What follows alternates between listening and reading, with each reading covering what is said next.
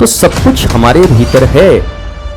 हम जैसा वातावरण देते हैं वैसा ही प्राकट्य भीतर में होना प्रारंभ हो जाता है। कि सनातन के अपने 16 संस्कारों को पकड़ के रखो। तुम्हारे ये 16 संस्कार तुम्हें श्रेष्ठ मनुष्य बनाएंगे और ये श्रेष्ठता तुम्हें विश्व गुरुत्व की ओर ले जाएगी भारत को। पर अज्ञानता से अगर विश्व गुरु बन भी गए तो कितने देर? हजारों लोग नहीं, लाखों लोग तर सकते हैं और धार्मिक बन सकते हैं। तो दृष्टि आंतरिक होनी थी। मनुष्य अपने जीवन में जितने भी परिश्रम करता है वह सब अपने आनंद, प्रेम और शांति के लिए करता है। पर सबसे अद्भुत बात है कि जीवन के अंतिम क्षण तक वह उससे संतुष्ट नहीं होता। प्रत्येक क्षण, प्रत्येक पल असंतुष्ट और आने वाले समय में कोई विराट संतोष उसे मिलेगा, इस आशा में जीता रहता है। और ऐसे ही मनुष्यों को शास्त्र में, उपनिषदों में अज्ञानी कहा गया, जो वर्तमान समय में, इस क्षण में आनंदित नहीं है और वो भविष्य में आनंद के स्वप्न देखता है। या तो अतीत में खोया रहता है, क्या खो गया, क्या मिट गया, कौन लुट गया, किसने हमारी सम्मान में गुस्ताखी कर दी। या तो फिर भविष्य में खोया रहता है, हम होंगे कामयाब एक दिन, पर वर्तमान उसका झंड रहता है, बेकार रहता है। और ऐसे लोग धार्मिक नहीं होते। धार्मिक व्यक्ति होने का पहला पहचान है कि इस वर्तमान क्षण में आप कितने उपलब्ध हैं, आह्लादित हैं, आनंदित हैं। अगर अभी सुखी हैं, अभी आनंदित हैं, तो आने वाला समय भी, आपके जीवन काल खंड में जितने भी समय होंगे वो श्रेष्ठ ही होंगे। पर इस समय अगर आप असंतुष्ट हैं, अभाव में हैं, तकलीफ़ों में हैं, अज्ञानता में हैं, तो आने वाले समय में आप श्रेष्ठ हो जाएंगे, यह असंभव है, ये होता नहीं है। इसलिए सनातन संस्कृति हो, सनातन धर्म हो, धर्म तो एक ही है, धर्म कभी हजार होते ही नहीं हैं। हमारे यहाँ भगवान शंकराचार्य ने एक बहुत पवित्र श्रेष्ठ बात कही, धर्म की जय हो, अधर्म का नाश हो, प्राणियों में सद्भावना हो, विश्व का कल्याण हो। किसी स्पेसिफिक धर्म के विषय में उन्होंने नहीं कहा, होता भी नहीं है। इस संसार में लाखों संप्रदाय हैं, एक दो नहीं है, लाख, कई लाख। 3 लाख तो 40 साल पहले ही थे, अब पता नहीं और कितने बढ़े होंगे। उप उप उप उप शाखाएं, प्रशाखाएं बढ़ती जाती हैं। पर जब सत्य एक होता है तो धर्म दो कैसे हो सकता है? किस दृष्टि से हो सकता है? धर्म शब्द के साथ कभी कोई विशेषण नहीं लगता। ये धर्म, धर्म माने ही समग्रता, धर्म माने ही सब कुछ। पर जब हम छोटे छोटे छोटे छोटे छोटे छोटे छोटे छोटे छोटे छोटे छोटे छोटे कास्ट, क्रीड, सेक्ट, रिलीजन में बढ़ते हैं तो अपना अपना एक बनाने लगते हैं। धीरे धीरे धीरे धीरे धीरे धीरे धीरे धीरे छोटा छोटा बनाते रहते हैं। और वर्तमान समय में तो आप अगर अरबपति हो तो नया भगवान भी बना दो, क्या फर्क पड़ता है? उठा लो कहीं पे,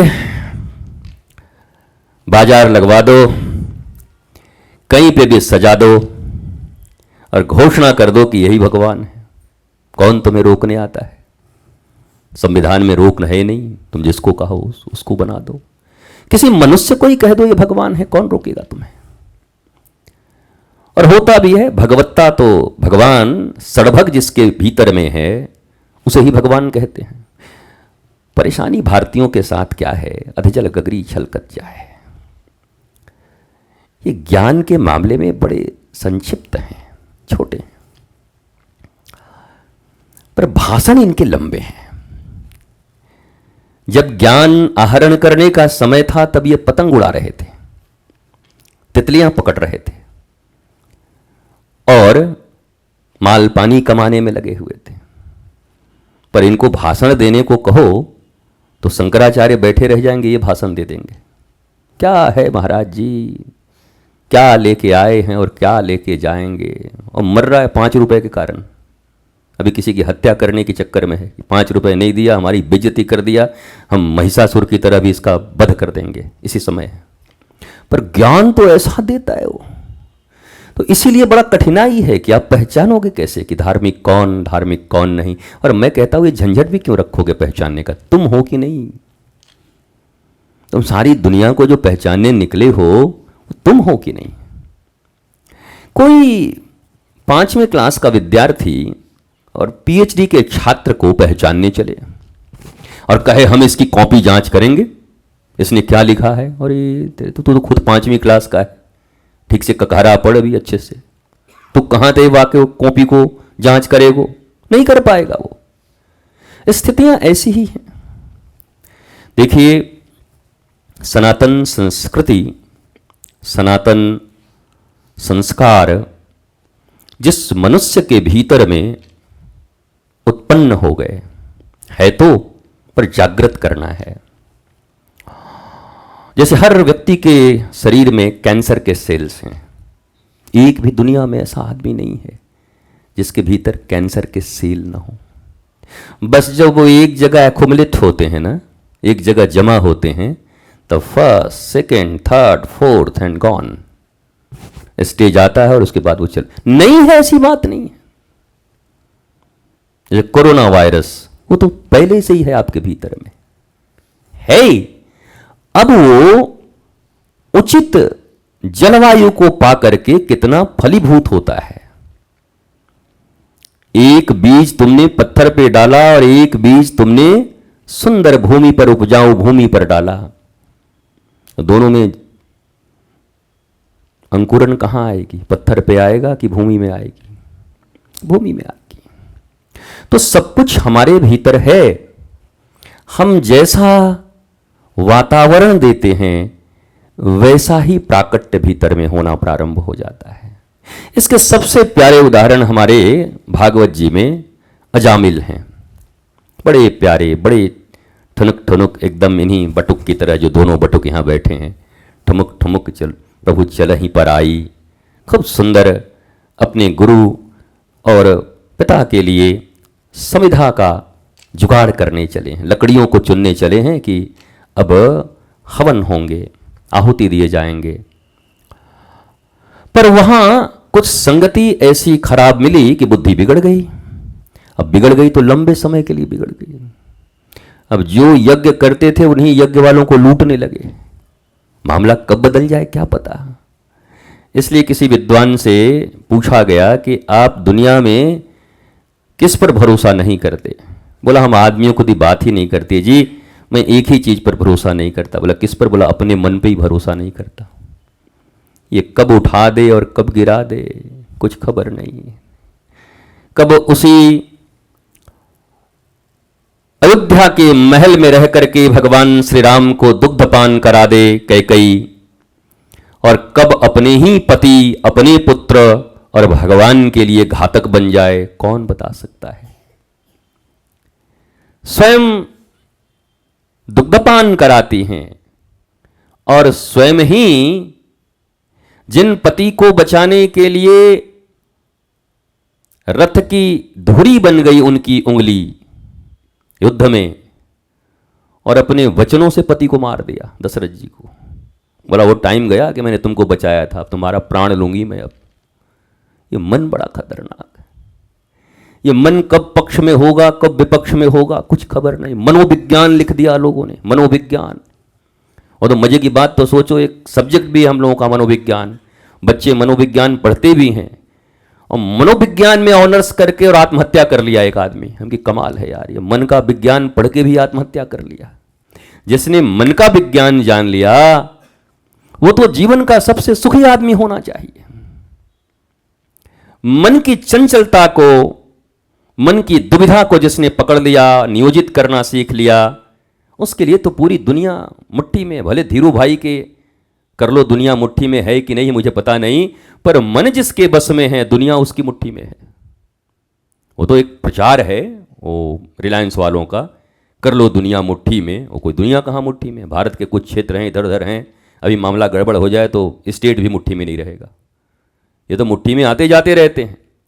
पर वास्तव में मन को जिसने अपने नियंत्रण में ले लिया, या मन के विज्ञान को नियंत्रण में लेने का दो अर्थ होता है। देखो, एक होता है दमन, लाठी डंडा मार के कूट पटक के अंदर, अब कब तक? जिस दिन उसके हाथ में पिस्तौल आएगी उस दिन तुम जंजीरों में होगे और वो यहां बैठा होगा। ये तो शक्ति की बात है। शक्ति से दमन नहीं किया जा सकता। प्रारंभ कर सकते हैं, एकदम ही उपद्रव मचाता है तो थोड़ा नहीं ये ठीक नहीं है, ये करिए ठीक है, पर कभी मन को दमन के द्वारा नहीं हराया जा सकता। किसी वस्तु, किसी व्यक्ति के विषय में जब पदार्थ विज्ञान भी दो नहीं होता, साइंस के विषय में जानते हैं ना, पदार्थ विज्ञान दो नहीं होता, 2 + 2 = 4 सबके लिए है कि अमेरिका में 5 हो जाता होगा? नहीं, भारत में तो हो जाता है। अमिताभ और शशि कपूर बनाए थे 2 और 2 5, तो यहां तो हो भी सकता है। लेकिन सबके लिए 2 + 2 4 ही है। कहीं 5 नहीं हो रहा है, कहीं 7 नहीं हो रहा है कि नहीं जी हम तो चाइना में रहते हैं, हम 2 और 2 7 लिखेंगे। कोई क्या बिगाड़ लेगा, हिसाब गड़बड़ हो जाएगा, क्योंकि धंधा तो दुनिया वालों के साथ ही करना है, ग्लोबल मार्केटिंग है। अपना गणित कैसे चलाओगे? गणित तो कॉमन रखना होगा। साइंस भी कॉमन है, विज्ञान कॉमन है। पदार्थ विज्ञान में भी 2 रिजल्ट नहीं आते, एक ही रिजल्ट आना होगा। तो चैतन्य का जो विज्ञान है वो 2 कैसे हो सकता है? धर्म 2 कैसे हो सकता है? क्यों नहीं ये जो सो कॉल्ड लिटरेट एजुकेटेड लोग हैं, जो बड़े बड़े लोग हैं, वो क्यों नहीं इस बात को समझते हैं? ये क्यों नहीं पूछते आप? जब पदार्थ का विज्ञान 2 नहीं हो सकता तो इस चैतन्य का विज्ञान 2 कैसे हो सकता है? हाँ, वे अलग अलग हो सकते हैं, दिल्ली जाने के रास्ते अलग अलग हो सकते हैं, और साधन भी अलग अलग हो सकते हैं। अपनी गाड़ी से जाएंगे, पैदल जाएंगे, साइकिल से जाएंगे, मोटरसाइकिल से जाएंगे, टैक्सी से जाएंगे, गधे पे चढ़ के जाएंगे, कोई क्या बिगाड़ लेगा हमारा? एक गधा लाएंगे, गधा पे बैठ के जाएंगे, दिल्ली जाना है। तो ये साधन अलग हो सकते हैं, रास्ते अलग हो सकते हैं, परंतु दिल्ली अलग नहीं होगा। ऐसा नहीं कि इधर आगरा की तरफ बढ़ के कोई कहते हम दिल्ली इसी को मान लिए, हम दिल्ली पहुंच गए। मान लो, मानने में क्या दिक्कत है?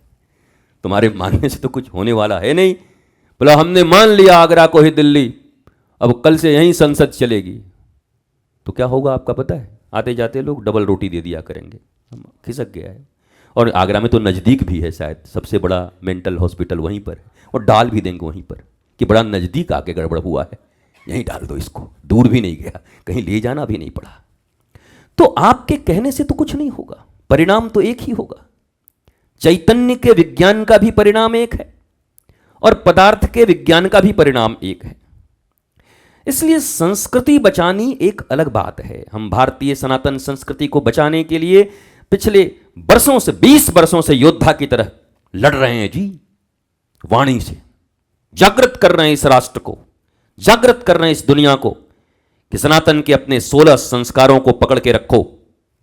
तुम्हारे ये 16 संस्कार तुम्हें श्रेष्ठ मनुष्य बनाएंगे और ये श्रेष्ठता तुम्हें विश्व गुरुत्व की ओर ले जाएगी भारत को। पर अज्ञानता से अगर विश्व गुरु बन भी गए तो कितने देर के लिए? कभी सद्दाम हुसैन भी बने थे, कभी हिटलर भी थे। अगर बन भी गए जोर से, कब तक? कब तक? एक दिन पराभव होगा। पर भारत सदियों तक विश्वगुरु था, पूरी पृथ्वी पर भारत ही था। कहीं इधर उधर कुछ होंगे लोग, किसके बल पर? अपने आर्ष प्राचीन ऋषियों के ज्ञान के बल पर। अब ज्ञान से हमारा कोई वास्ता नहीं है, अब ज्ञान से तो कोई लेना देना ही नहीं है।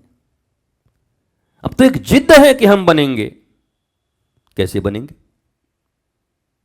अब बनेंगे तो ये बदलता रहेगा सत्ता की तरह, 5 साल ये 5 साल वो 5 साल ये 5 साल वो, जिधर ज्यादा मामला बनेगा उधर बन जाएंगे। पर ज्ञान अडिग है। अगर ज्ञानवंत हो उठे तो फिर कोई नहीं आपको हिला सकता। और मुझे उम्मीद है, मुझे विश्वास है कि इस दिशा में अगर कोई बढ़ेगा तो भारत ही बढ़ेगा। यद्यपि अफसोस भी है कि जर्मनी बढ़ रहा है। मैंने पहले ही कहा कि 14 यूनिवर्सिटी में जर्मनी ने संस्कृत को कंपलसरी बना दिया। सोना मत भाई सामने, कंपलसरी बना दिया। पीछे चले जाना, 20 मिनट में सो जाओगे तो मामला खराब हो जाएगा। लोग कहेंगे बताओ इनकी बात, साधु ही नहीं सुनता, हम क्या सुने। 20 मिनट्स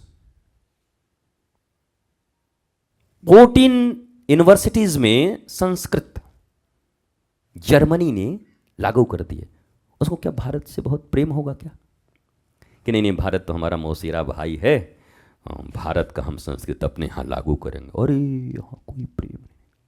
बाप बड़ा ना भैया, सबसे बड़ा रुपया, ताता थैया ताता थैया।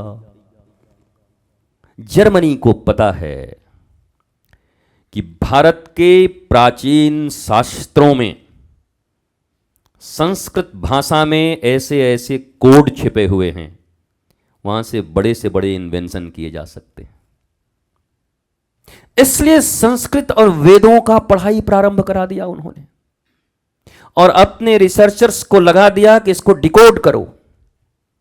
कि और भी उस जमाने में जब पुष्पक विमान की वो बात करते हैं, वैसा विमान, अब वो कल्पना, सब कुछ तो विज्ञान तो कल्पना पर ही है। कोई आदमी कल्पना करता है। हमारी दादी लोग कभी कल्पना की थी कि मसाला पीसे जाएगा, मसाला डाल दिए और जवा दिए घर मिक्सी में? वो तो उनका वही सिल लोढ़ा था। अरे बहू रानी कहाँ है? घर घुर। वो तो उसी पर पीसती थी। उनको कहाँ पता था कभी मिक्सी आएगी? पर किसी ने कल्पना किया होगा। यार बड़ा मेहनत है। विदेशियों ने थोड़ी कल्पना की और ऐसा मशीन बना दिया कि घर, यद्यपि सब जल जाता है, वो दादी के हाथों के पिसे हुए मसाले जिंदा रहते हैं। और मसाले तुम्हारे जीवन के लिए कितने उपयोगी हैं ये तुम भी जानते हो। पर वो जिंदा मसाले हैं, कोल्ड प्रेस्ड मसाला, और ये जले हुए मसाले हैं। यहाँ हल्दी भी जल गई, धनिया भी जल गया। ये जो ये मशीन में तुम करके खाते हो, अब ऐसे घोल के पी के कहते हो कुछ बड़ा हुए कि नहीं। बड़ा नहीं हुए, उम्र छोटा और हो गया तुम्हारा थोड़ा सा। 2 4 10 दिन और तुम कम अब जियोगे। पर वो नहीं चलेगा। वो चक्की में पीस के वो नहीं चलेगा। कहाँ? नहीं नहीं, एक नया चक्की बना है जो ठंडा आटा निकालता है। कोई चक्की ठंडा फंडा आटा नहीं निकालता। ठंडा तो अच्छा चलो, चक्की आटा निकाल भी देगा ठंडा, पर वो दादी नानी और मम्मी का, माँ का प्रेम कहाँ से लाएगा उसको सीताराम करते हुए जब वो इसको बनाती हैं। हरे कृष्ण हरे कृष्ण, अरे हमारा छोटा वाला लाला खूब मजबूत बन जाए, अरे हमारी लाली की तबीयत ठीक हो जाए, अरे इनकी उम्र अभी 100 साल की हो जाए। ऐसी शुभकामनाएं और शुभ भावनाएं कहाँ से लाएंगी मशीनें? तो वो भी आदमी ने कर दिया। क्या बोला? ये मशीन में ना गुरुजी जब ये मसाला पीसता है तो हरे कृष्ण भी बोलता है। फिट कर दिया उसमें। माने हरे कृष्ण भी तू ही बोल, मसाला भी तू ही जला, तो मशीन को खवा भी दे ना। तू काहे को खा रहा है भाई? भाई एक मशीन लिया और रोबोट हो गया, तू खा भी लिया हटा थे। रोबोट ही खाए, तुम ऐसे सोए रहो चुपचाप ऐसे करके दीन दुखी की तरह। रोबोट, हाँ बेटा बिजनेस देख लेना, देखेंगे तेरे को पहले मारेंगे। कई रोबोटों ने मार दिया अपने मालिकों को, हमने पढ़ा है। रोबोट ही गर्दन दबा दिया। और ये होने ही वाला है। विज्ञान जितना उन्नत होगा, विज्ञान के उन्नति से कोई डिफरेंस नहीं है, कोई हम उसकी निंदा नहीं करते। पर उस विज्ञान के उन्नति के बाद उन यंत्रों को चलाने वाला आदमी तो भ्रष्ट हो रहा है। बोलो जी। जो विज्ञान इन्वेंट कर रहा है, परमाणु बम बना तो लिए, अब दुनिया में 88% लोग मेंटल एंजाइटी के शिकार हैं। किसी न किसी के हाथ में बहुमत तो लगेगी, सरकार बनेगी, और प्रधानमंत्री के उस देश के राष्ट्रपति या प्रधानमंत्री और सेना अध्यक्ष के हाथ में वो रहता है, कहीं पगला कोई बन गया उठा के डाल दिया महाराज, तो ये सबरा घर द्वार समाप्त हो गया। ये जो जितना बनाए हैं, ये लगाए हैं, इसको ऐसे लगाए हैं, इसको कितने में लगाए हैं गुरुजी, ये लगवाए हैं, गुरुजी ही नहीं रहेंगे महाराज, सब खत्म, गुरु चेला सब समाप्त, एक ही बार में मामला खत्म। विज्ञान इन्वेंशन दे रहा है, पर उस इन्वेंशन का प्रयोग करने वाला मनुष्य का जो मन है, जो चेतना है, चेतना मतलब चैतन्य होना, मतलब ज्ञान, वो दिन प्रतिदिन घट रहा है, नीचे जा रहा है। इसका व्याख्या मैं कई बार कर चुका हूं कि अपने लिए अच्छा अनाज और बेचने के लिए जहरीला अनाज, अपने लिए ऑर्गेनिक सामान पैदा कर रहे हैं और बेचने के लिए पेस्टिसाइड्स, यूरिया मारने के लिए पैदा कर रहे हैं। तो बुद्धि का अंदाजा तो लग गया कि इंसान कितना बुद्धिमान हो गया 21वीं शताब्दी में। अरे लज्जा करनी चाहिए 21वीं शताब्दी कहते हुए। मैं तो कहता हूँ पूर्व पाषाण काल का युग और वो अग्नि का काल का युग भी लज्जा खा जाए मनुष्यों को देख करके। मनुष्य के भीतर इतनी गिरावट हो सकती है, मनुष्यता के भीतर, मानवता के भीतर, ह्यूमन वैल्यूज, मानवीय मूल्य, संवेदना, अपनापन, परिवार, कहां है ये सब मूल्य? सब समाप्त हो रहे हैं डे बाई डे। पर विज्ञान 21वीं शताब्दी में, अरे क्या खा कि 21वीं शताब्दी में खाएंगे? 21वीं शताब्दी डोसा है कि 21वीं शताब्दी डोसा ले आइए? 21वीं शताब्दी 19वीं शताब्दी या 40वीं शताब्दी से अपना कोई मतलब नहीं है।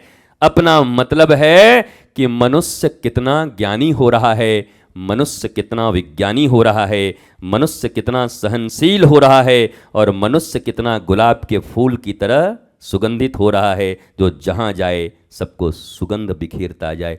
ये आप चाहते हो? या 22वीं शताब्दी आते आते हर आदमी के हाथ में परमाणु बम हो, ये चाहते हो? बताओ। नहीं, अभी अभी किस देश को बहुत बड़ा माना जाता है? अब भारत के पास इतने, पाकिस्तान के पास इतने, चाइना के पास इतने, जापान के पास इतने, अमेरिका के पास इतने, रसिया के पास इतने। हम कह रहे हैं 140 करोड़ पैदा कर दो परमाणु बम, सबके हाथ में दे दो। घर में पत्नी चाय ना देवे तो पति परमाणु बम मार देवे। हालांकि रहेंगे दोनों नहीं, घर भी नहीं रहेगा, मोहल्ला तक नहीं रहेगा। अरे क्या जिला चला जाएगा एक चाय के चक्कर में? क्या नहीं होते भाई? चाकू आपके पास हैं, जब चाकू का इन्वेंशन हुआ होगा तो ये सोच के हुआ होगा कोई किसी को चाकू मार देगा। जब गैस आपने बनाए होंगे, गैस के सिलेंडर, तो उस गैस के सिलेंडर को धीरे से रात्रि में कट कर दिया। सावधान इंडिया, क्राइम पेट्रोल देखते हैं कि नहीं? देखा करिए कि रात में धीरे से कट कर दिया। पत्नी सुबह गई, वही बोला जरा चाय बनाना, पत्नी को उसको मारना था, गई भक्क, पत्नी वहीं चाय बन गई, काम खत्म। तो जिसने गैस बनाया होगा, सिलेंडर बनाए होंगे, क्या यह सोच के बनाया होगा कि पति अपनी पत्नी की हत्या कर देगा? किस लिए बनाया था?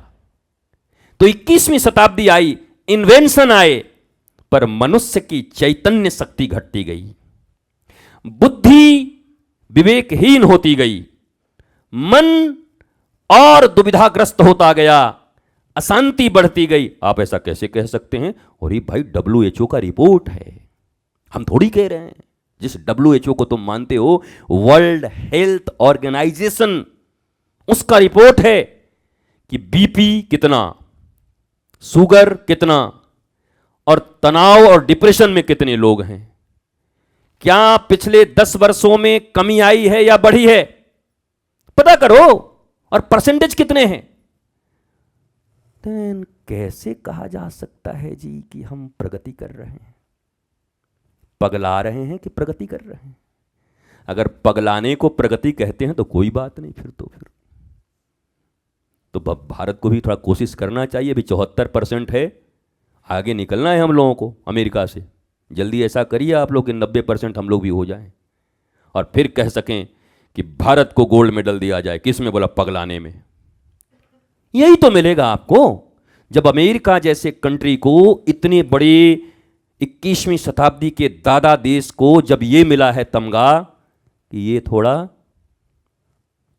खिसका हुआ है, हल्का सा, थोड़ा 2 चूड़ी, तो 2 चूड़ी तो बहुत होता है, चाकू भोंकने के लिए तो एक ही चूड़ी काफी है, एक क्रोध आया तो आदमी उठा के खत्म कर दिया। मैं पूछता हूं, मैं जिस सनातन विश्वविद्यालय की कल्पना कर रहा हूं बनाने की, और वो कल्पना अब पृथ्वी पर साकार हो रही है,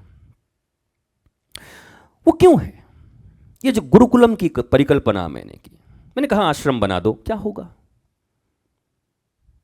आश्रम नाम है, पर आश्रम में ज्ञान की वो विधा कहां है? आश्रम चलाना अपने आप में एक बहुत बड़ा युद्ध है। फैशन के इस दौर में गारंटी ना बाबा ना। हर वक्त ये प्रयत्न है कि फॉलोअर्स कितने बढ़े और कितने घटे। सुबह भी होती है उसी से और शाम भी होता है उसी से, क्योंकि उसी पर माल पानी निर्भर है। फॉलोअर्स बढ़े तो माल बढ़ेगा। हालांकि ये भी सत्य नहीं है, एक आदमी का कितना मिलियंस फॉलोअर्स थे, खड़ा हो गया चुनाव में, 122 वोट मिला, आत्महत्या करने जा रहा था, कि रुक जा भाई, फॉलोअर्स पर विश्वास मत किया कर। कितने अभी अभी हुआ है, कोई अब क्या नाम है, एजाज या क्या नाम है मुझे पता नहीं, हाँ जो भी, अजीज खान, बताओ बेचारे को क्या लग रहा होगा। 3 दिन तक सोया नहीं गरीब, बार बार मोबाइल देखे और फॉलोअर्स को कहे कि आग लगा दूंगा मैं इसमें मोबाइल में। हम अब आग लगाने से क्या होगा, कितने मिलियंस। हमारे पास भी जितने प्रोजेक्ट लोग लेके आते हैं गुरुदेव, हाँ इसके 8 मिलियंस फॉलोअर्स, हम एक बार मुंह देखता हूँ ऐसे करके, हम घर में छोटे भाई से बातचीत ठीक से है कि नहीं, मिलियंस फॉलोअर्स बनाए हुए, मजाक कर दिया, पूरी जिंदगी को मजाक बना दिया। आप, मैं हंसते हंसते सब बातें कह देता हूँ, इतनी आसानी से, इतने इजीली आज के समय में जब यहाँ बैठकर प्रवचन कर रहे हैं, तो मेरे पास भी बहुत सारे टॉपिक हैं, नाम कैसे करना है, ध्यान कैसे करना है, और जो सारी चीज़ें मैं आपसे डिस्कस कर सकता हूँ। बस मैं कहूँगा किसको कि नाम करो, नाम बढ़ाओ, तो लगा ही हुआ है दिन रात अपने नाम को बढ़ाने में। कौन है जो अपने नाम बढ़ाने में नहीं लगा हुआ? तो हम नया क्या सिखा रहे हैं उसको? भगवान नाम लो, तो भगवान नाम भी क्यों लो?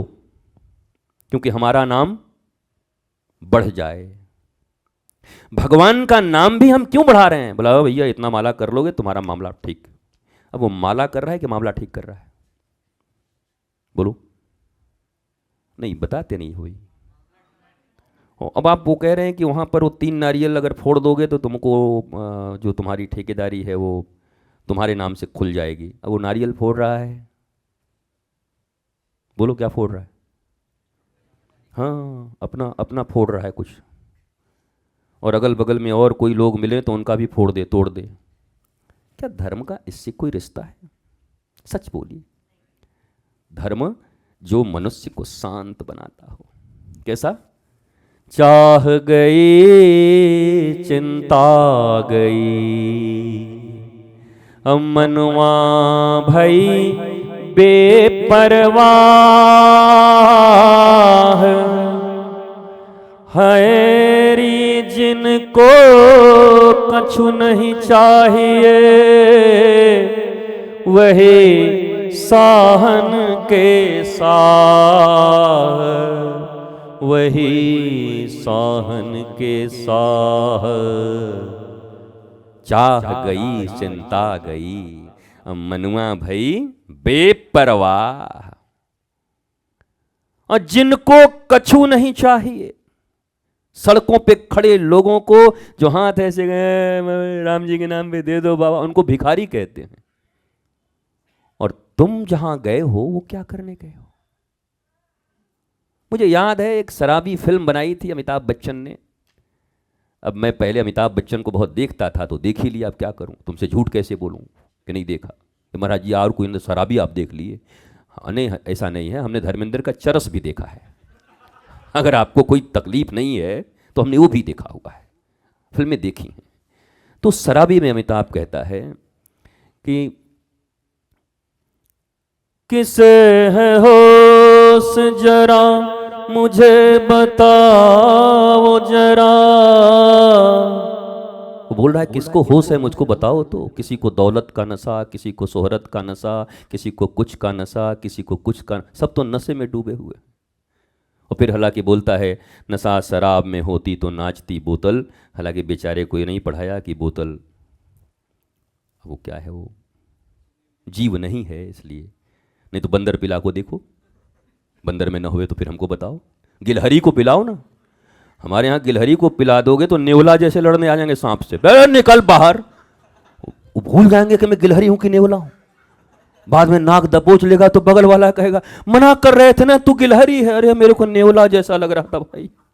तो शराब पी के नेवला तुमको लग ही सकता है कि तुम नेवला हो सकते हो, क्योंकि तुम नशा में हो। तो किसे है होश मुझे बताओ जरा। उस समय वो मिलियन बिलियंस का खेल नहीं था फॉलोअर्स वाला, नहीं तो अमिताभ ये भी कहा देता कि किसी को फेसबुक में मिलियंस का नशा, किसी के इंस्टाग्राम में बिलियंस का नशा। वो सब नशा तो था ही नहीं, वो नशा तो अब लगा है। तो चैतन्य शक्ति मरी है, मनुष्य बेहोश हुआ है। धर्म का पहला स्टेप है जागरण। ये पंजाब में, चंडीगढ़ में, पंजाब में ही, चंडीगढ़, पंजाब, हरियाणा में, दिल्ली में, ये कई जगहों पर आप देखेंगे, हिमाचल में जागरण बहुत होता है रात्रि का। पर जागरण शब्द कितना प्यारा है। ये मोह में सोया हुआ आदमी, क्रोध लोभ ईर्ष्या में सोया हुआ, जग जा, उठ जाग मुसाफिर भोर भई, अब रैन कहां जो सोवत है। जागरण उसका नाम था। तो जागरण में टुन्न हो जा रहा है, नाम जागरण। और रात भर ऐसा एकदम जगते जगते 2 दिन बाद फोन लगाओ जरा, जागरण में जगे कि सो गए। जागरण, मैं जागरण की बुराई नहीं कर रहा, वहां भगवान के, माता जी के गीत चलते हैं, माता जी के भजन चलते हैं, और लेकिन भावना क्या है, किस भावना से बैठ रहे हैं। या देवी सर्वभूतेषु शांति रूपेण संस्थिता, नमस्तस्यै नमस्तस्यै नमस्तस्यै नमो नमः। या देवी सर्वभूतेषु भ्रांति रूपेण संस्थिता, नमस्तस्यै नमस्तस्यै नमस्तस्यै नमो नमः। शांति भी वही है और भ्रांति भी वही है। देवी के पास जो सब कुछ है उससे तुम मांगने क्या जा रहे हो, तो तुम्हारे ऊपर निर्भर है ना। है तो सब कुछ, तुम्हें क्या चाहिए। सड़क के किनारे एक आदमी बाल्टी में दूध लेके, पहले हमारे ज़माने में बाल्टी में ही दूध लेके बेचते थे लोग, पैकेट वैकेट तो था नहीं, और उधर बगल में शराब भी बाल्टी में ही लेके बैठा रहता था। अब आपको जो पीना है पियो, दोनों हैं, दूध भी बिक रही है, शराब भी बिक रही है। अब चैतन्यता आपका, विवेक आपका, चुनाव आपका, पार्टियां बहुत खड़ी हैं, वोट किसको देना है वो तुम चिंता करो। बाहर के वोट के लिए तो इतना मार काट कर रहे हो, पर भीतर में भी एक चुनाव चल रहा है कि विवेक सम्मत चीज़ों को चुनना है या अविवेकी मन के वशीभूत होकर चीज़ों को चुनना है। ये चुनाव तो तुम गलत कर रहे हो, बार बार मन के कारण चीज़ों का चुनाव कर रहे हो। मन ही चुन रहा है, मन ही रिजेक्ट कर रहा है, मन ही एक्सेप्ट कर रहा है, और यही तुम्हारे दुख का कारण है। ये धर्म है, इस धर्म पर तो हम चर्चा नहीं करते, धर्म के मौलिक चीज पर तो हम चर्चा नहीं करते, धर्म के प्राण पर तो हम चर्चा नहीं करते। धर्म धंधे को सात्विक बना दे। जो हम धंधा करते हैं, धंधा मतलब रोटी कपड़ा और मकान के लिए, उसको भी सात्विकता से करना सिखा दे, वो धर्म है। पर उल्टा हो गया, धंधा धर्म सिखा रहा है। 5 धंधेबाज मिलके बोल रहे हैं कि धर्म कैसे होगा। महाराज जी इधर आइए, रातों रात आपको हम पहुंचा देंगे। हमके कहाँ, कहीं गलत जगह तो नहीं सोचा है? बोला नहीं, पहले तो कुछ आपका लाभ करवाएंगे, उसके बाद पहुंचा देंगे आपको जगह पर। और हम समझते हैं कहाँ पहुंचाएंगे लोग। जब कोई व्यक्ति धर्म के स्थान पर बैठकर, कोई प्रज्ञावान महापुरुष अगर आकर्षणों में फंसे, तो उस महापुरुष को फिर कहाँ जाना होगा वो तय होता है। रावण विद्वान हैं, रावण वेदों के बहुत अच्छे, अब मैं ज्ञाता कहूं कि नहीं, ज्ञाता होता तो फिर उसको मानता भी, पर हाँ रट तो लिया था उन्होंने, पढ़ तो लिया था, पर वो इम्प्लीमेंट नहीं करते थे। इसलिए उनको लोगों ने कहाँ भिजवा दिया? दुर्योधन को लोगों ने कहाँ भिजवा दिया? कर्ण को लोगों ने कहाँ भिजवा दिया? तो मैं भी आपसे यही पूछता हूं, जब कभी धर्म के पथ पर चलो तो एकदम फर्म रहो, ऐसे फर्म डिसीजन जिसको कहते हैं कि मैं धर्म के पथ पर चल रहा हूं, अपनी अवांछित और मेरे भीतर उठ रहे निरंतर जितनी कामनाएं हैं वो कामनाएं विवेक सम्मत। कामना बुरी नहीं होती, कामना अगर बुरी होती तो शुभ कामना तो लगा हुआ है, कामना तो यहां भी लगा हुआ है। क्या लगा हुआ है? शुभ कामना तो यहां भी है। लोग कहते हैं कामना बुरी है, नहीं, कामना के साथ शुभ लग जाए तो कामना से बढ़िया क्या है? और कामना के साथ मन लग जाए तो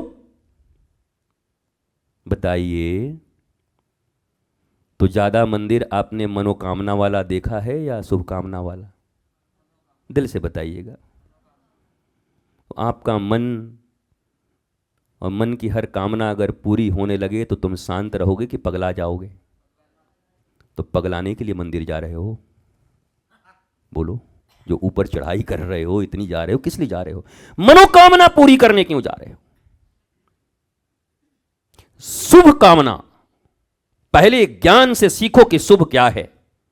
गुरु ज्ञान यह बताता है कि मेरे लिए शुभ क्या है, और अब उस शुभ की भावना को लेकर के मंदिर जाओ, गुरुद्वारे जाओ, माता पिता के पास जाओ, श्रेष्ठ गुणी जनों के पास जाओ, उन्हें दंडवत करो, प्रणाम करो। कहा प्रभु दिव्याति दिव्य भाव से, आपकी कृपा से यह भाव हृदय में आया है कि यह जीवन श्रेष्ठ कर्मों में लगे।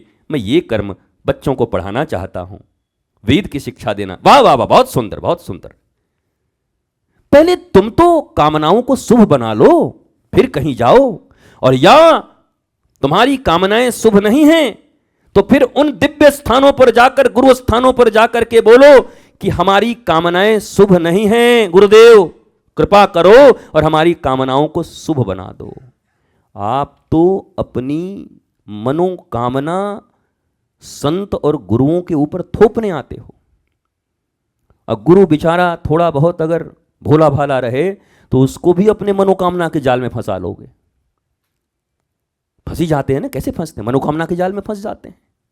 इसलिए मनोकामनाओं की चक्कर में हमें नहीं जाना है, हमें शुभ कामना के चक्कर में जाना है। इसलिए हमने अपने लाडली निकुंज वन में हमारा जो एक वृक्ष था, पहले उसका नाम था मनोकामना वृक्ष।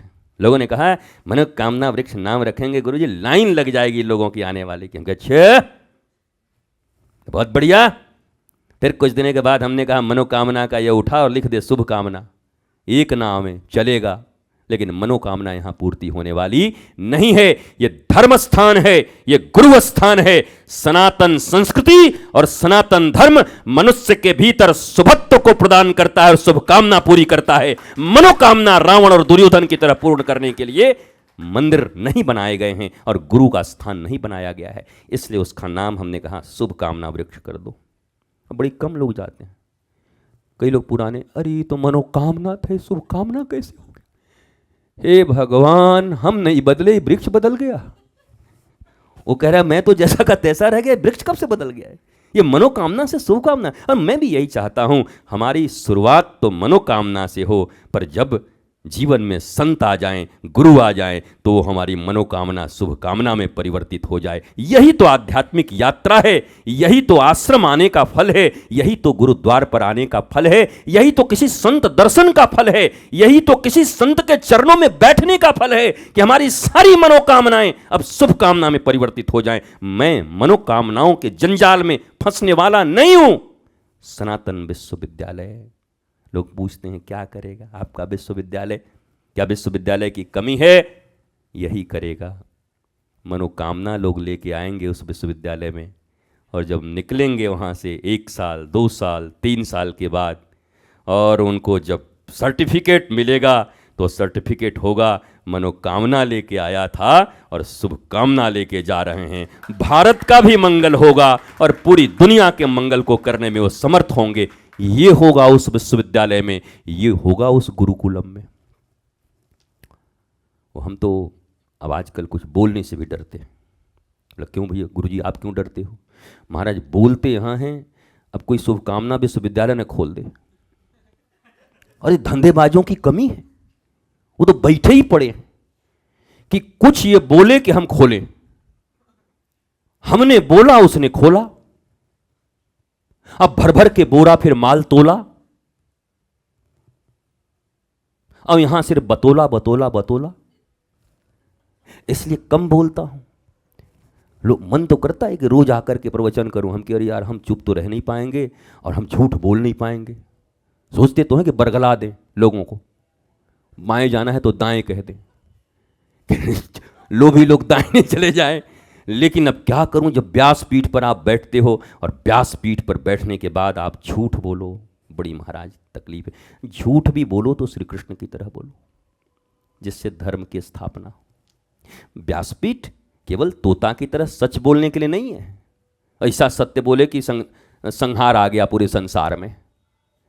भगवान कृष्ण ने यह कहा कि आप कोई भी हैं, आप बोलिए वही जिससे धर्म की स्थापना हो, जिससे ज्ञान की स्थापना हो, जिससे आनंद प्रेम और शांति की स्थापना हो, जिससे जीवन में जागृति हो, वो चीज बोलो। अब वो चीज झूठ है कि सच है? झूठ और सच की एक ही परिभाषा मैंने रखी है और श्री कृष्ण ने ही यह सिखाया है।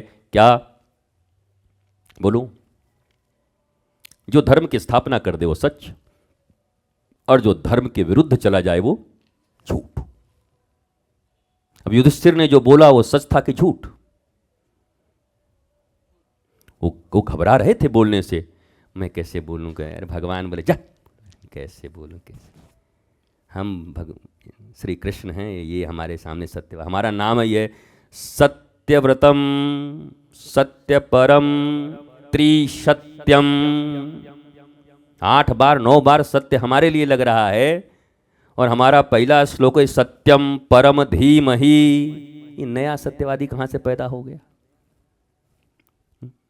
माई के आगे मौसी गीत गावे? बताओ। भगवान ने कहा भैया हम भी आए ही हैं, यदा यदा ही धर्मस्य ग्लानिर्भवति भारत, और हम धर्म स्थापना के लिए संस्थापनार्थाय संभवामि युगे युगे, इसके लिए आया हूं। तो वो युधिष्ठिर के द्वारा बोला गया वचन झूठा था या सच्चा था? अरे तुम तो बोलो कि सत्य था, धर्म की स्थापना के लिए। उन्होंने कहा जाओ जाकर के बोलो कि अश्वत्थामा मारा गया। हालांकि वो मिस्टर सत्यवादी थे, मिस्टर इंडिया की तरह, थोड़ा सा उसमें लगा ही गए कि हम लास्ट में हाथी या मनुष्य जरूर बोलेंगे। भगवान बोले तू बोलना, हम सुनने देंगे तब ना, तो बोल जाके जो बोलना है। तो जाके बोले अश्वत्थामा हतो।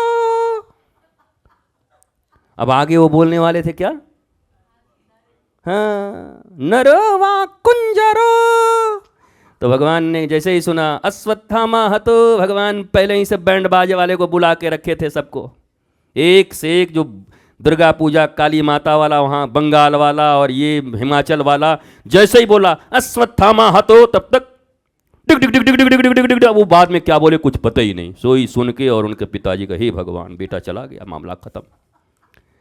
भगवान ने बाद में पूछा महाराज हम जब धर्म स्थापना के लिए इस पृथ्वी पर आए हैं और आपको बोले तब भी आप संकोच कर रहे थे, कुछ ज्यादा सत्यवादी नहीं बन गए आप? अब महाराज बन गए तो क्या करें? मत बनिए महाराज, गड़बड़ हो जाएगा कभी। कृष्ण बोले वही सत्य है, राम बोले रामो विग्रहवान धर्म, चलते फिरते हुए धर्म है। राम जो बोल रहे हैं, कह रहे हैं, कर रहे हैं, वही सत्य है। कितना तकलीफ होता है आप समझो, जब कोई अपने गुरु से पूछता है गुरु जी आपने ये झूठ बोला। अरे भाई तो थोड़ा तो रहम कर, थोड़ा तो शर्म कर। तुम उनसे बातों को पूछने मत आओ, उनके इरादों को समझो। उनका इरादा क्या है? इरादा है तुम्हारे भीतर धर्म की स्थापना, इरादा है तुम्हारे भीतर धर्म जो अभी केवल नाम का है वो धर्म जीवंत होकर के तुम्हारे भीतर प्रवाहित हो सके। वो सच संहार के लिए नहीं, वो सच सदा संवारने के लिए बोलते हैं, जिससे लोग संवरे। मैं आपसे भी निवेदन करता हूं कि सनातन विश्वविद्यालय के निर्माण में आप बिल्कुल सहायता मत करिए, क्योंकि आप सहायता करेंगे तो काम धीमा हो जाएगा। जैसे जैसे सहायता करने वाले लोग कम होंगे तो हमें हमारी जिम्मेवारी और समझ में आएगी कि संकल्प मेरा है, पूरा मुझे करना है। तो जैसे जैसे लोग कम होंगे वैसे वैसे मेरा संकल्प और दृढ़ होगा, और दृढ़ होगा। मुझे ये करना है, स्थापित करना है। आपका सहयोग तो यही है, समर्थन तो यही है कि जो भी अच्छा लगे, विपक्ष में बोलो या पक्ष में बोलो, पर सनातन जरूर बोलो। इसी से मामला बन जाएगा। जो बोलना है इसी के पक्ष में बोलो। पर सदा याद रखिए, धर्म शुरू होता है इसी इंडिविजुअल से और प्रवाहित होता है कण कण में। बाहर धर्म मत खोजना, धर्म यहां खोजना। हर बार चूके हैं हम जीवन में, हर बार चक्कर खाए हैं। हमने लोगों के भीतर धर्म खोजा, बैठे हुए लोगों के भीतर धर्म खोजा, परिवार और परिजनों में धर्म खोजा। काश कि वही दृष्टि समग्र रूप से अपने भीतर डाल ली होती तो एक तो धार्मिक हो ही जाता, और एक में इतनी शक्ति है कि वो जिस रास्ते चलेगा नानक की तरह, वो जिस रास्ते कबीर की तरह निकल जाए, वो जिस रास्ते उन ऋषियों की तरह निकल जाए, तो उसके पदचाप सुनकर और पगधूली पा करके हजारों लोग नहीं लाखों लोग तर सकते हैं और धार्मिक बन सकते हैं। तो दृष्टि आंतरिक होनी थी। हमें नहीं मतलब इस आश्रम में रहने वाले लोग धार्मिक होंगे कि नहीं होंगे, ये मेरा देखना काम नहीं है। मेरा काम है मैं धर्म के पथ पर चल पा रहा हूं या अभी और गुंजाइश है, कहीं गड़बड़ी है, उसको और ठीक करना। और याद रखिए, हर मनुष्य इस दुनिया में एक अच्छा छात्र है, स्टूडेंट है। उसे जीवन के अंतिम क्षण तक सीखना है, क्योंकि ब्रह्मांड इतना बड़ा है, ज्ञान इतना विराट है, कितना सीखोगे। इसलिए प्रतिक्षण अपने आप को दो। मुझे एक्सपेंड होना है, मुझे उस आत्मज्ञान जिस फल का मैं नाम लेता हूँ, सेल्फ रियलाइज्ड पर्सनालिटी, ये बड़ा एक अद्भुत वर्ड है। पहले तो लोगों को वर्ड ही समझ में नहीं आता, कोई कोई मान भी लेता है तो बोलता होगा कैसे, कुछ समझ नहीं आता।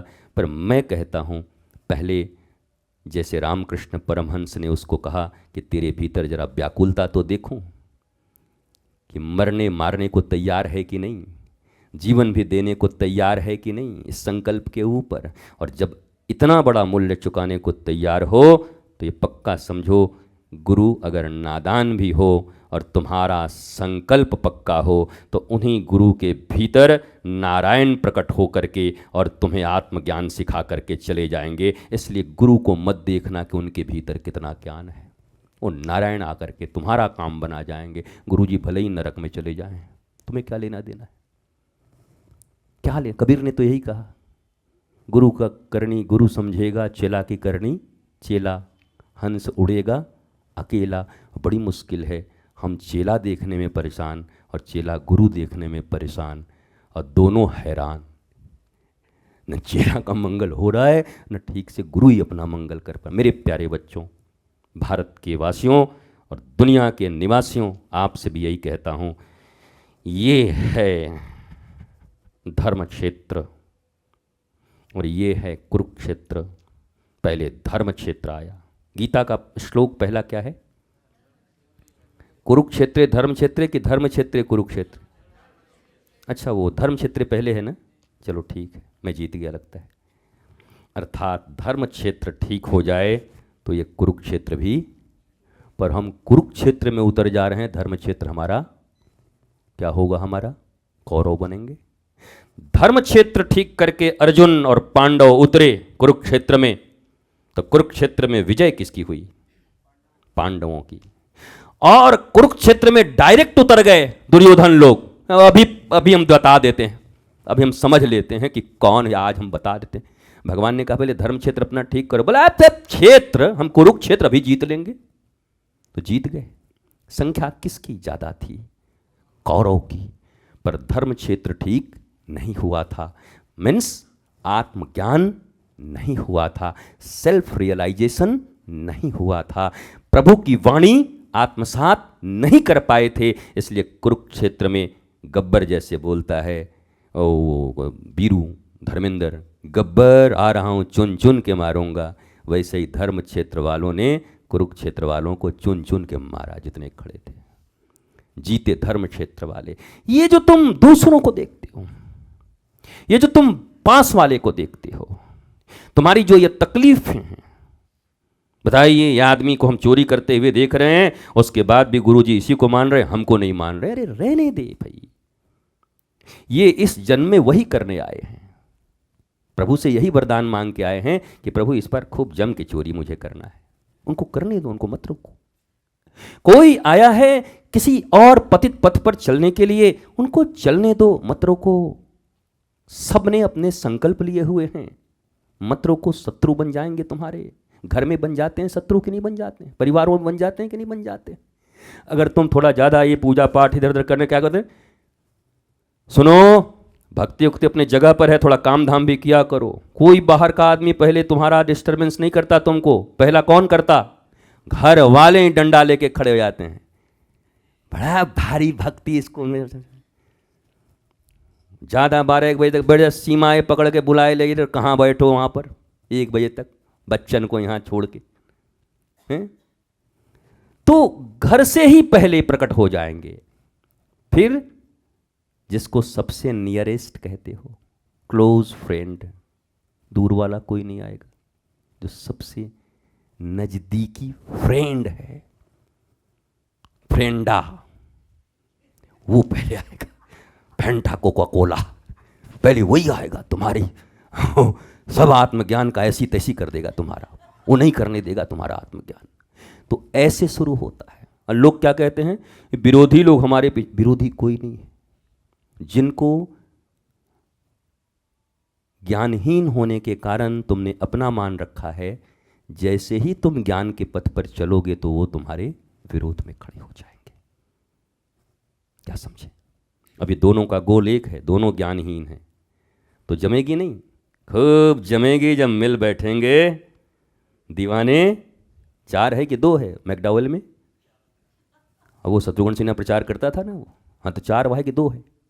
4 है। 4। तो ऐसे ही जब आप जिस पथ पर चलेंगे, आपको साथी भी उसी पथ का मिलेगा और विरोधी भी। हाँ, अगर घर में कोई ऐसी हो तो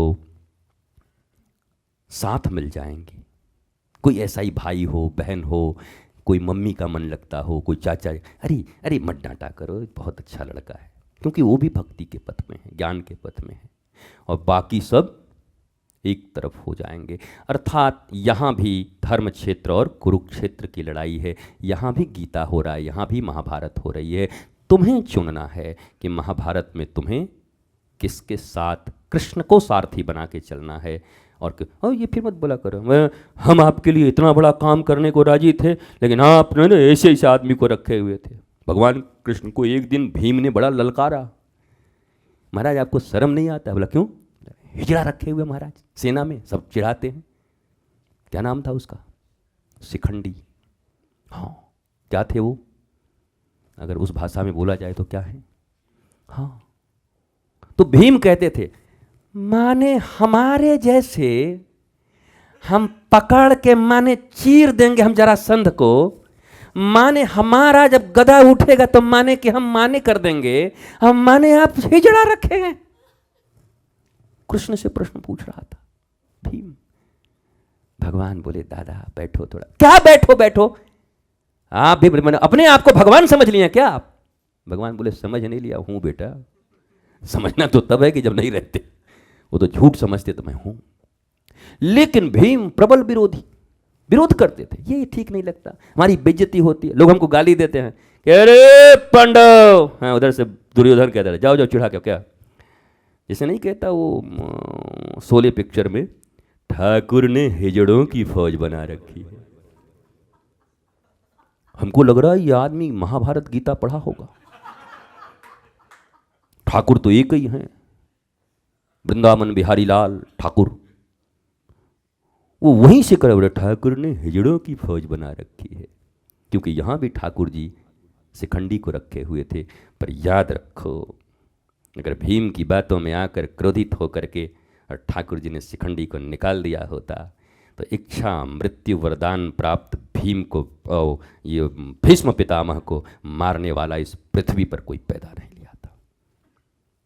तो ठाकुर हिजड़े भी पाल रहे हैं तो ज्ञान में।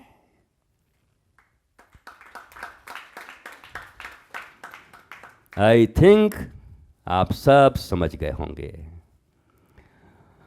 और जो इसके बाद भी न समझे अब उसको तो भगवान भी न समझाएं। लोग कहते हैं कि इसको तो भगवान समझाएं, लेकिन हम भगवान को भी कह रहे हैं कि प्रभु टाइम बर्बाद मत करिएगा क्योंकि इसके बाद भी अगर जिसकी समझदारी नहीं आई तो महाराज फिर उसको कौन समझाएगा।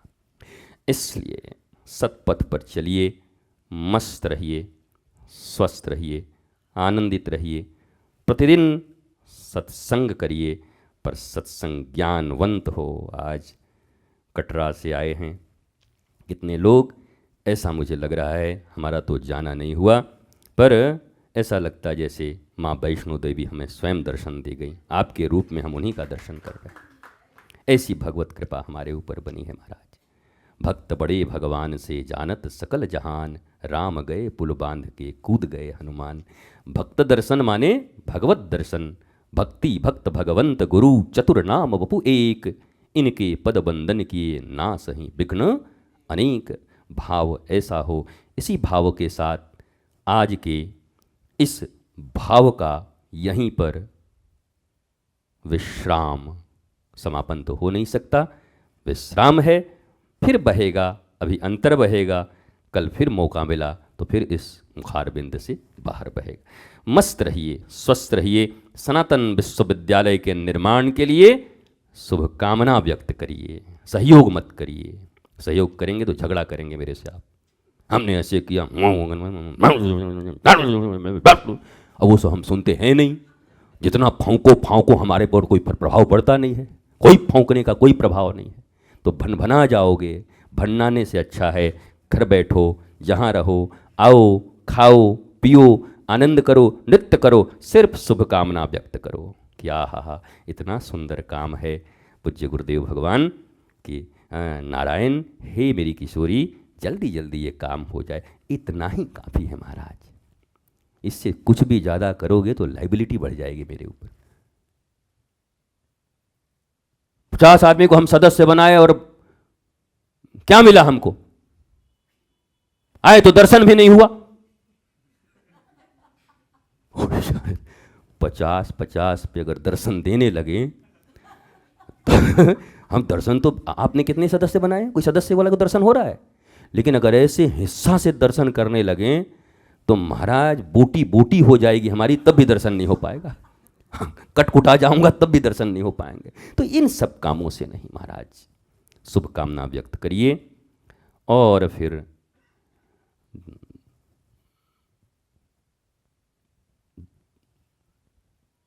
अच्छा रहने तो आज कड़वा हो जाएगा फिर। आजकल मैं बहुत चालू हो गया। आता है भीतर से, फिर हम सोचते ओ हो ये तो सब महाराज नींबू चला जाएगा, नींबू रगड़ जाएगी, फिर इतना बढ़िया छेना बनाया हूँ और फिर गड़बड़ हो जाएगा। इसलिए मस्त रहिए, स्वस्थ रहिए, आनंदित रहिए, आह्लादित रहिए। हाँ बस इतना बात है कि सबसे बड़ा नादान वही है जो समझे नादान मुझको, ये बात पक्की है। और हम तो अब और नादान और अनाड़ी ही बन के हमें रहना है, बड़ा फायदा है महाराज। पगला बन करके रहोगे तो फायदा रहेगा, ज्ञानी बनोगे सूली चढ़ा देंगे लोग। ये तो हम बोल बाल के फिर हंस लेते हैं कि महाराज ये तो हम रटे हुए थे कहीं से। आज मैंने सुना था किसी का ऐसा ही प्रवचन यूट्यूब पर, तो मैंने बोल दिया आपको। जान बकस देना भाई, हमारे भीतर ज्ञान मत देख लेना, बड़ी मामला फंस जाएगा। तो ऐसे थोड़ी रिहाई भी रहेगी और आराम से हम काम कर सकेंगे। पुनः नमन, वंदन,